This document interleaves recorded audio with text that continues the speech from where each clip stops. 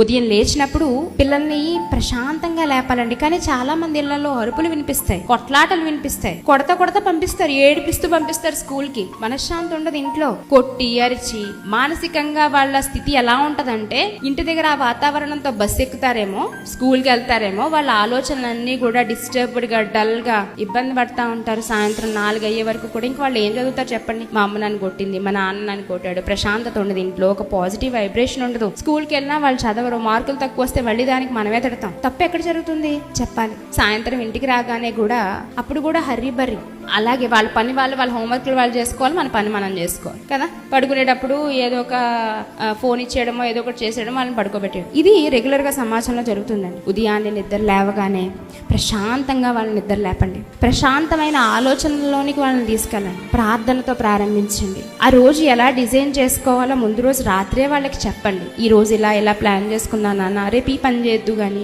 చెప్పండి. ముందు రోజు ప్రిపేర్డ్ గా ఉంచండి. ఉదయాన్నే నిద్ర లేవగానే ప్రేయర్ చేసి ఆ స్కెడ్యూల్ అంతా మరలా ఒకసారి గుర్తు చేయండి. హోంవర్క్స్ అన్ని చూసుకోవడం, ఆ బాధ్యత అన్ని చూసుకున్న తర్వాత చక్కగా స్కూల్కి నవ్వుతూ సాగనంపండి. వీ డోంట్ నో వాళ్ళు తిరిగి ఇంటికి వస్తారో లేదో కూడా మనకు తెలియదు. ఎందుకంటే జీవితం క్షణంలో ఆవిరైపోద్ది. మనం మళ్ళీ వాళ్ళని చూస్తామో లేదో మనకి తెలీదు, వాళ్ళు మనల్ని చూస్తారో లేదో మనకు తెలియదు. చాలా మంది జీవితాల్లో ఇలాంటి రోజులు ఉండుంటాయి కదా. కాబట్టి ప్రశాంతంగా పంపించండి.